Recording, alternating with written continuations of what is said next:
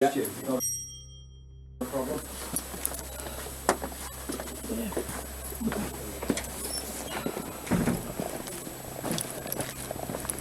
Did you have any concerns that there was a rise in the mortality rate? Yes. Okay, so tell me about that. What concerns did you have?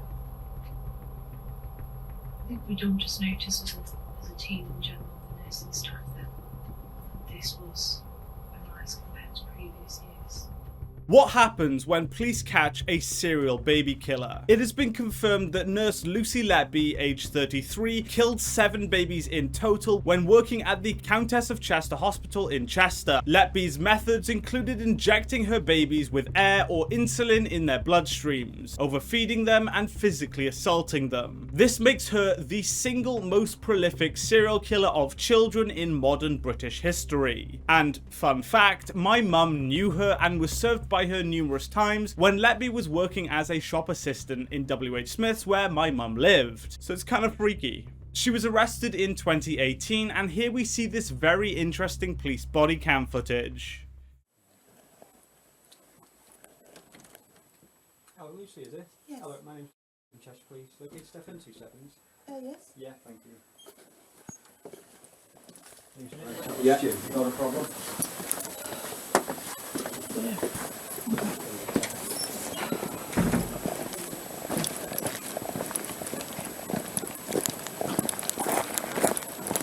going to put you in the back seat over here. Hold on now until Yes. I get the seat. Okay, just take a seat in there for me, Lucy. I'll move that seat forward a bit shortly. Yeah, I've just had knee surgery. So Oh, right, okay. Suspicion toward Lucy started following a huge upsurge in child deaths spanning from June 2015 to June 2016. During this time frame, 13 inexplicable and abnormal deaths took place, contrasting with the usual annual count of about 2 to 3 deaths per year. Concerns arose due to the fact that Letby was always on shift when these deaths occurred. Subsequent testimonies from mothers and doctors indicated that they had actually witnessed Letby actually assaulting the children either during or shortly after these incidents. After her arrest, she was questioned by police, and here we see this brief bit of interrogation footage. they told me that there had been a lot more deaths and that I'd been linked to somebody that was there for a lot of them. Did you have any concerns that there was a rise in the mortality rate? Yes. Okay, so tell me about that. What concerns did you have? I think we don't just notice as a team in general, the nursing staff, that this was a rise compared to previous years. Lucy is doing very little nonverbal communication here. She's not moving at all except for her eyes. Numerous times she tries to avoid eye contact with the detective as she does what's called distancing behaviors. The brain forces us to do these behaviors when we are feeling highly uncomfortable in a social situation, and it creates a strong urge to avoid eye contact with a person as it is seen by the brain as confrontational and a challenge to authority. And as a result, when we're feeling threatened, our brain tries to be as passive as possible and looks away to avoid escalating the situation. This shows that Lucy fears the detective. Now, this wouldn't reveal much as anyone would be intimidated by the pressure of a police interrogation. However, she only distances and looks away when she is asked particular questions. This indicates strongly that she is lying to the detective, as when someone lies, the urge to distance is actually far higher as they are actively trying to deceive someone, and they're afraid of them, which is exactly why she looks away here. When telling the truth, you wouldn't expect to see such an increase in stress as the brain isn't trying to deceive an authority figure. Lucy Letby.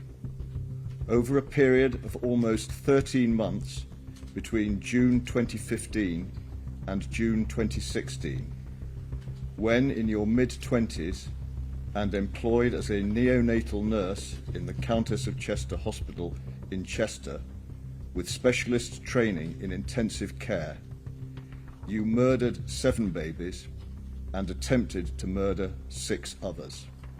In the case of one of them, trying on separate occasions 2 weeks apart to murder her. You are now to be sentenced for your crimes. I order payment of the statutory surcharge in the appropriate amount. You acted in a way that was completely contrary to the normal human instincts of nurturing and caring for babies, and in gross breach of the trust that all citizens place in those who work in the medical and caring professions. The babies you harmed were born prematurely, and some were at risk of not surviving. But in each case, you deliberately harmed them, intending to kill them.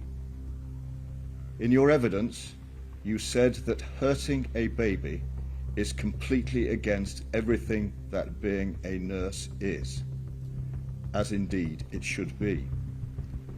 You also claimed you never did anything that was meant to hurt a baby, and only ever did your best to care for them.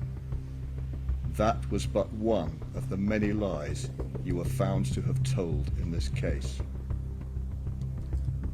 There is no doubt that you are intelligent and outwardly were a very conscientious, hard-working, knowledgeable, confident and professional nurse, which enabled you repeatedly to harm babies on the unit without arousing suspicion for some time. You prided yourself in your competence. Your fellow neonatal nurses spoke very highly of you, and several of them became your close friends. The methods you employed to carry out your murderous intent were only revealed by the later detailed investigation into the events of and surrounding the collapses and deaths of the babies, which commenced in 2018. There was premeditation, calculation, and cunning in your actions. You specifically targeted twins, and latterly triplets.